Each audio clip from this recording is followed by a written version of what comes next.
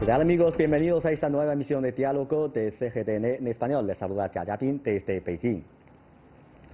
El día 23 de marzo, Martín Vizcarra asumió el cargo del nuevo presidente de Perú al ser investido por el Congreso, poco después de que se formalizara la renuncia de Pedro Pablo Kuczynski.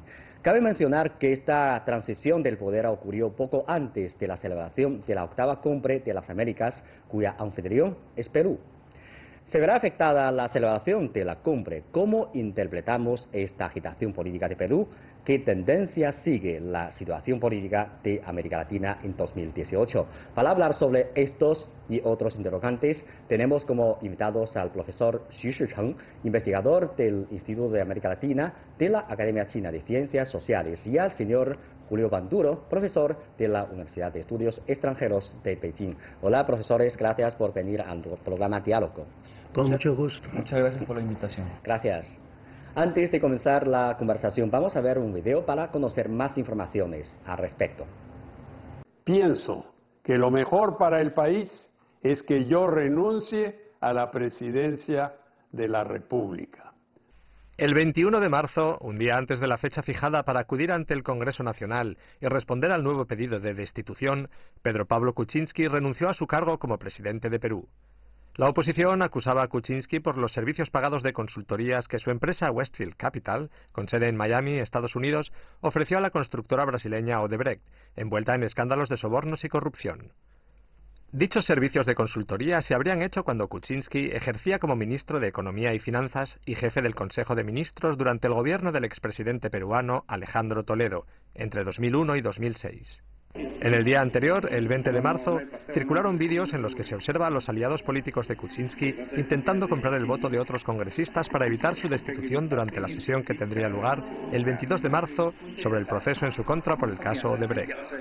Se han presentado muchas interpelaciones, censuras de ministros y de un gabinete entero, y un proceso de vacancia en contra de mi persona con el pretexto de que yo había supuestamente mentido sobre mi vida profesional e incluso, una vez superado este trance, el 21 de diciembre se ha vuelto a la carga con una nueva moción que tiene los mismos argumentos y contiene los mismos hechos que se rechazaron en la primera hace solo 3 meses. Kuczynski dijo: «He trabajado casi 60 años de mi vida con total honestidad. La oposición ha tratado de pintarme como si fuera una persona corrupta y reafirmo mi compromiso con un Perú honesto, moral y justo para todos». El 23 de marzo, tras la renuncia de Pedro Pablo Kuczynski, el Congreso peruano invistió al nuevo presidente del país, Martín Vizcarra. El nuevo presidente, de 55 años, dijo que respetaría la Constitución, tomaría el relevo de la situación nacional y asumiría la responsabilidad de liderar el país. Bueno, recientemente la agitación política de Perú llamó gran atención del público. Pedro Pablo Kuczynski tuvo que enfrentar 2 intentos de vacancia presidencial y finalmente renunció el cargo. Y ahora ya ha terminado esa transferencia de mando y el Martín Vizcarra juramentó como nuevo presidente del país.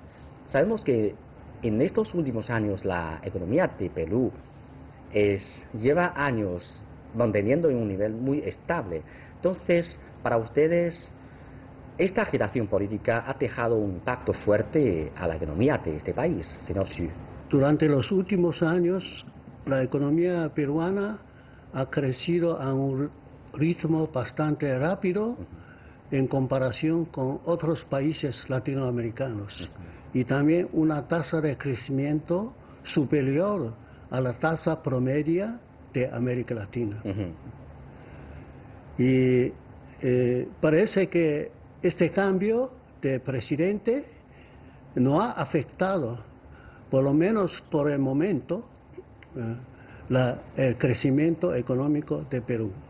Eso creo que es mi opinión personal y también los periódicos peruanos así lo comienza. Como todas las naciones de esa región han pasado constantemente algunas agitaciones políticas, algunos desequilibrios políticos, pero a pesar de ello el Perú, su economía siempre se ha mantenido estable, a diferencia de otros países. Por ejemplo, cuando hubo el impeachment al presidente Lula y quedó, perdón, a la presidenta Rousseff y quedó en su reemplazo el presidente Temer en esa nación, hubo algunas conmociones económicas en Brasil. En cambio, en el Perú no ocurre así. Y no solamente ocurre en este caso particular en la que ha sido vacado o ha renunciado el presidente Kuczynski. También cuando ha pasado el tema de la burbuja inmobiliaria en Estados Unidos, que afectó a muchas economías en Latinoamérica, en el Perú no le sucedió nada. Hablamos de la economía. Cuando hubo la crisis griega y también afectó a muchos países europeos y al mismo tiempo tuvo repercusión en América Latina, el Perú tampoco sufrió de ello. Y esto ocurre por una cosa. Primero, porque ha habido mucha disciplina fiscal y también políticas económicas fuertes en los últimos 20 años en el Perú. Señor Xu, para usted, ¿qué observación tiene usted sobre esta agitación política de Perú, esta renuncia del presidente Pedro Pablo Kuczynski? ¿Cuáles cree que son las razones fundamentales? Principalmente por 4 factores. El primer factor, por la corrupción y soborno, porque según denunció la misma constructora, compañía constructora de Odebrecht, que había sobornado 4,8 millones de dólares a 2 empresas vinculadas al presidente Pedro Pablo Kuczynski. La empresa Westfield Capital, Capital y otra también es Capital, o sea, dos corporaciones. Y el segundo factor, segunda causa, es escándalo de video, porque trata de sobornar a un diputado del partido de oposición, Fuerza Popular. Y el tercer factor, el Congreso de Perú, el partido gobernante constituye la minoría, mientras otras fuerzas políticas, como el Partido de Fuerza Popular, constituye la mayoría de los diputados. Y porque existe también dentro del Congreso partido de izquierda. Entonces, es una pelea, o sea, el sistema de partidos, sistema político en Perú es particular, porque el partido gobernante constituye la minoría en el Congreso, mientras los partidos de oposición, tanto de derecha como de izquierda, constituyen la mayoría en el Congreso. Y por lo tanto, siempre hay una pelea entre el partido gobernante y los partidos de oposición. Otro factor que es el indulto del expresidente Fujimori. Esto porque dentro del mismo partido gobernante hay varios diputados del partido gobernante y ministros del gabinete de Kuczynski se opusieron al indulto porque piensa que es un negocio político entre Kuczynski con el hermano menor de la hija de Fujimori. Claro. Esos son los 4 factores. Son los 4 factores. Sí, acabo de mencionar que el caso de Perú es un poco diferente que otros países, porque en muchas ocasiones la agitación política ocurre cuando la economía de un país encuentra dificultades y esto afecta a la vida de la gente. Pero en Perú la situación es un poco diferente. Cuando ocurre esta agitación política, su economía es estable. Entonces, ¿cómo interpreta usted este fenómeno? Lo expliqué un poco al inicio en la primera respuesta. Hace 20 años empezaron una serie de reformas económicas en el Perú, estableciéndose, por ejemplo, mayor impulso a las inversiones, se le daba mayores capacidades para que vengan los inversionistas, y de pronto allí es que cuando hay esta clase de inestabilidades políticas o inestabilidades de tipo de poder político, las inversiones siempre están protegidas por un marco jurídico, por el cuerpo de leyes que se han establecido, de tal manera que los inversionistas privados que provienen de diferentes países, incluso de China, ven con cautela el momento político. Pero una vez que pasa la crisis política que puede durar probablemente 1 o 2 semanas, nuevamente se restablece la normalidad y las inversiones continúan llegando. Los países latinoamericanos requerimos necesariamente de inversiones extranjeras, provenientes de Asia, provenientes de Norteamérica o también de Europa, y cuando tenemos las inversiones es que nuestra economía se mantiene. Prueba de que nuestra economía está bien pese a las crisis políticas desatadas por la renuncia de Kuczynski son 2 pruebas. La primera de ellas es que hasta el momento el Fondo Monetario Internacional nos ha dado al Perú como el país que va a tener el más alto crecimiento en PBI, en Producto Bruto Interno, para este año, que está en aproximadamente 3 y 4%. Es poco si lo comparamos con China, pero es bastante si lo comparamos con Latinoamérica, que está en un promedio de 1 o 2%, y algunos hasta menos de 0. Esa es la primera prueba. Y la segunda prueba es que hay muchos inmigrantes que están llegando al Perú por la oferta laboral. Hay muchos inmigrantes de Venezuela, inmigrantes de Colombia, hay inmigrantes de Bolivia, incluso de España, que llegan al Perú porque la situación económica está tan equilibrada que les permite obtener un empleo para ello. Claro, ahora ya ha terminado esta transferencia de mando en Perú y en adelante se va a celebrar la Cumbre de las Américas entre el día 13 y 14 de abril. Entonces, para ustedes, esta, digamos, agitación política afectará a la organización de esta cumbre. Según en la primera conferencia de prensa, el nuevo presidente Vizcarra expresó que Perú siga preparativos de la 8ª cumbre. O sea, la cumbre se celebrará a la fecha previamente fijada. Y también el presidente de los Estados Unidos, Trump, anunció que va a asistir. Incluso celebra que el nuevo presidente no le emplace la fecha de la cumbre. ¿Qué piensa usted? Yo coincido con el profesor, no va a haber problemas con la realización de la Cumbre de las Américas. ¿Por qué? Porque la Cumbre de las Américas es una organización del Estado, no del presidente. Entonces, si hemos respetado los mecanismos institucionales que existen en el Perú, de que ante la renuncia de un presidente y de acuerdo a la Constitución debe reemplazarlo el vicepresidente, en este caso Martín Vizcarra, se continúa siempre con los canales institucionales. Lo vuelvo a repetir. Una cumbre de estas características internacional es organizada por el Estado peruano, no por una persona. Entonces es por ello que se va a mantener.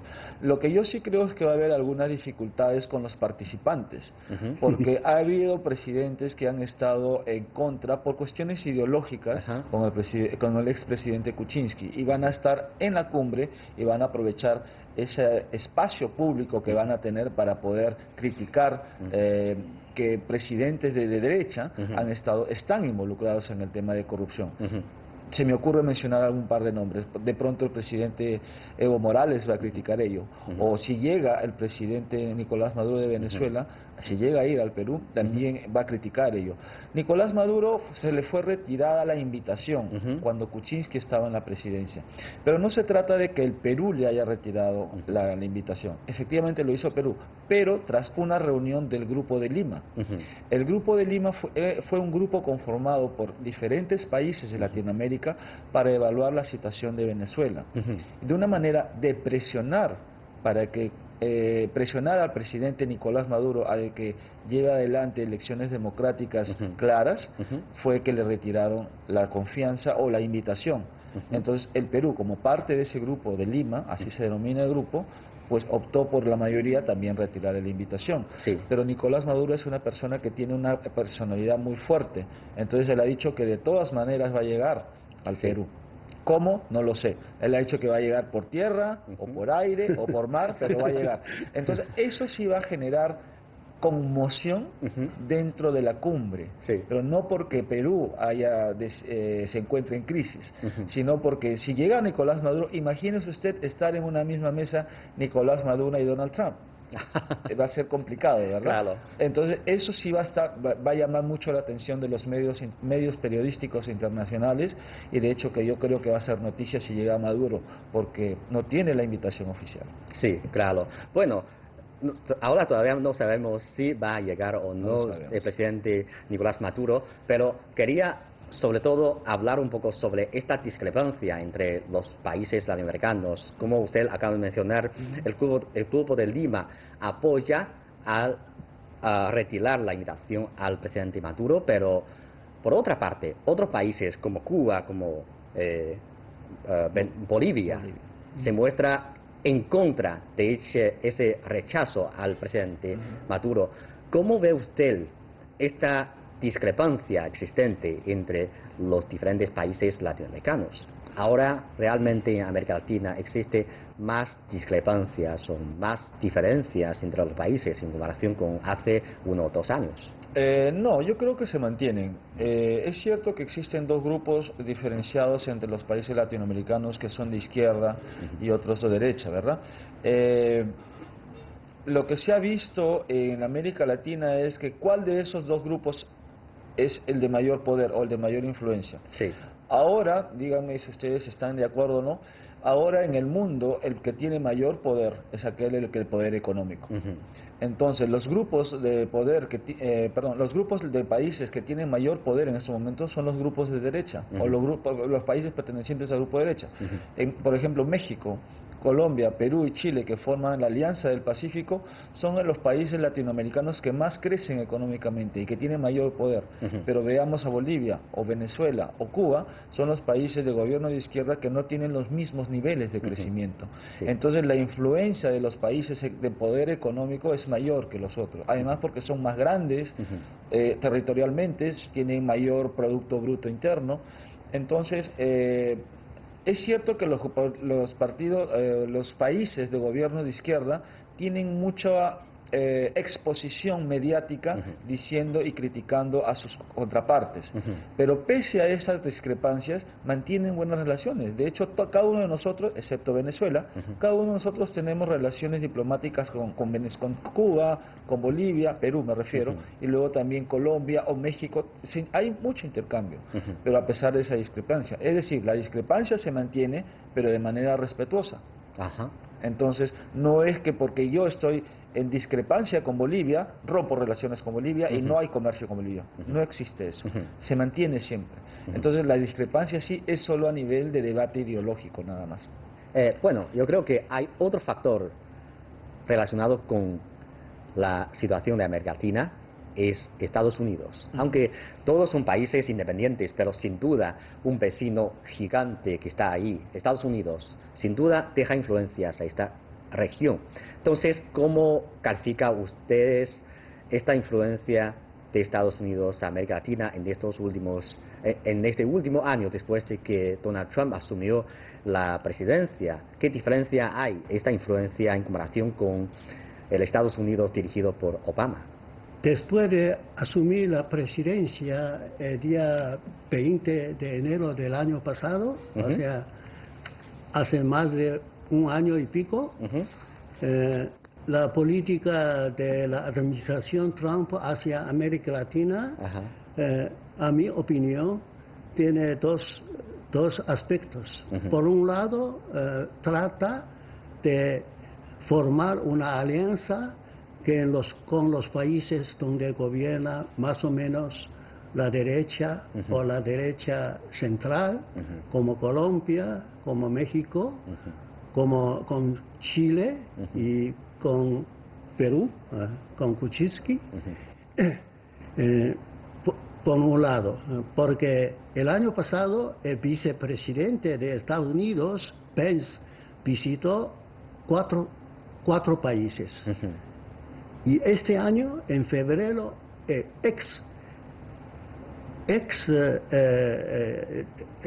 director del Departamento de Estado, o secretario del Departamento de Estado, visitó 5 países de Latinoamérica para formar una alianza con estos países afines a la política de Estados Unidos. Por otro lado, después de asumir la presidencia Trump, ha hecho más sanciones contra el gobierno de Nicolás Maduro, como 9 o 8 sanciones, incluso sanciones contra el mismo presidente, vicepresidente y unos 50 altos funcionarios del gobierno de Nicolás Maduro. Y también recientemente ha puesto incluso sanciones económicas y comerciales. Y también con respecto a Cuba, ha reforzado el bloqueo, incluso ha expulsado diplomáticos cubanos sobre pretexto de ataque sónico, o sea, y aunque no ha roto relaciones con Cuba, pero el proceso de normalización de relaciones con Cuba ha retrocedido. ¿Sí? Entonces, yo creo que, y también con México, que es el vecino de Estados Unidos, y es afín a Estados Unidos, sin embargo, también hay muchas contradicciones. Aunque la relación en términos generales son bastante normales, pero sin embargo hay contradicciones. Y también está renegociando, ya tiene 7 rondas sobre la negociación de tratado de libre comercio de Norteamérica, México, Canadá y Estados Unidos. Ha tenido algún avances, pero en los puntos más importantes no ha habido avances, no ha habido acuerdos. Y creo que vamos a ver, estamos esperando el pronunciamiento de Trump en la cumbre. Creo que él tendrá que exponer la política de Estados Unidos hacia toda América Latina. Sí, yo creo que durante el gobierno de Obama la relación entre Estados Unidos y los países latinoamericanos es relativamente más armoniosa, aunque hay diferencias, pero esa relación no es tan fuerte que uno en contra del otro. Pero ahora este gobierno está tratando de estrechar las relaciones con una parte de los países, pero al mismo tiempo se ven más dificultades de mantener la relación con otros países, como lo que ha mencionado el profesor, Cuba, Venezuela e incluso México también hay dificultades. ¿Cómo ve usted? Bien, yo considero que la influencia de Estados Unidos en Latinoamérica es histórica, viene de muchos años, pero desde que Donald Trump asumió la presidencia de Estados Unidos, esa relación se ha enfriado bastante.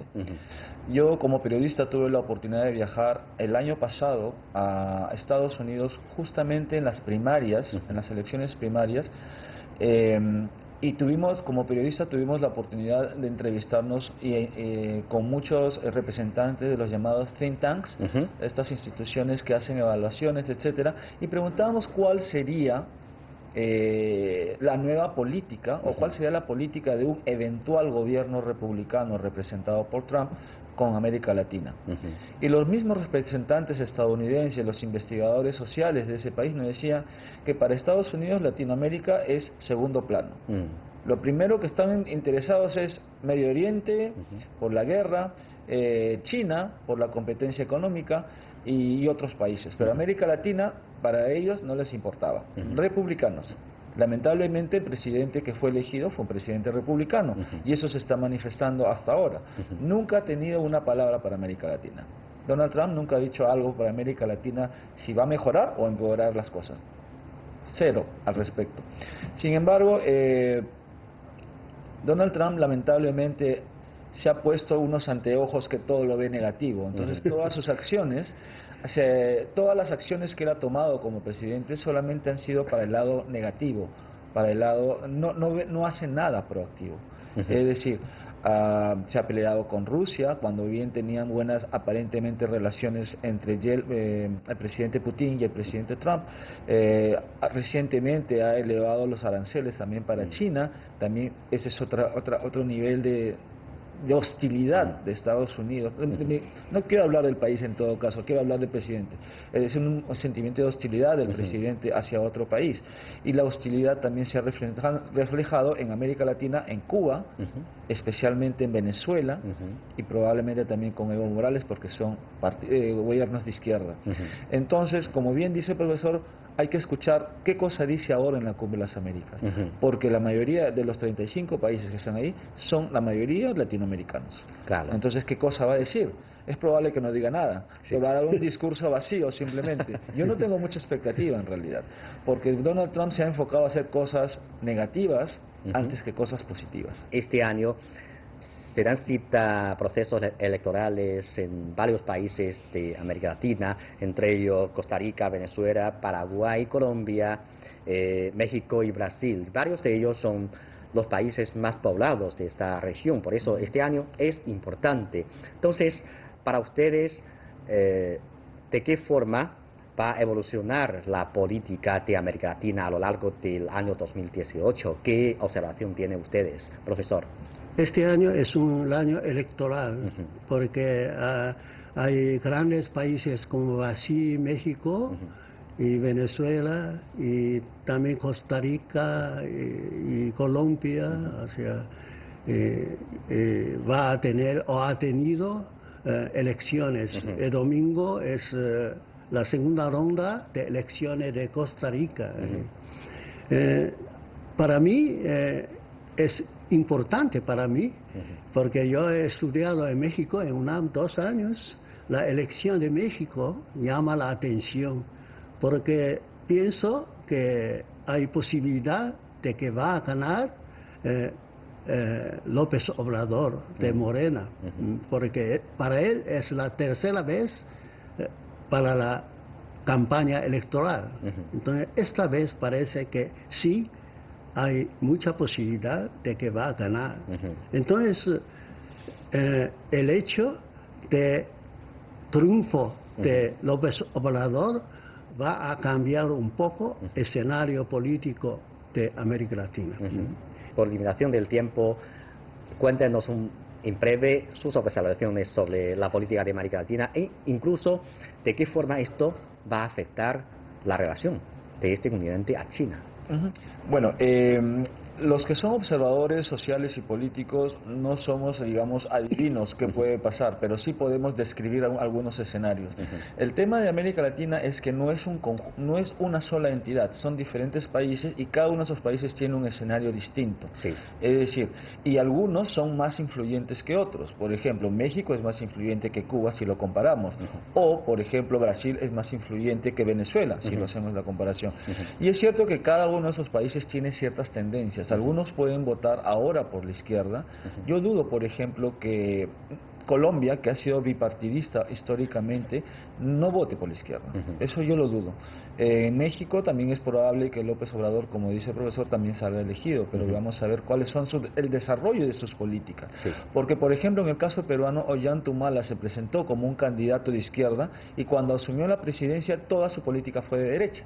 O sea, no podemos hacer un pronóstico exacto, sino solamente descripción de escenarios. ¿Cómo puede afectar la relación con China? Cualquiera que fuera el gobierno en cada uno de estos países, sea de derecha o izquierda, yo considero que siempre van a tener una buena relación con China.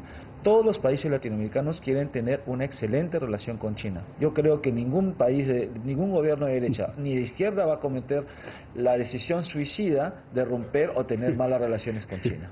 Muchas gracias, profesores, por sus comentarios. Gracias. Con mucho gusto. Muchas gracias. Gracias. Así concluimos esta emisión de Diálogo. Gracias por sintonizarnos y les invitamos a continuar disfrutando de los programas de CGTN en español. Hasta la próxima emisión.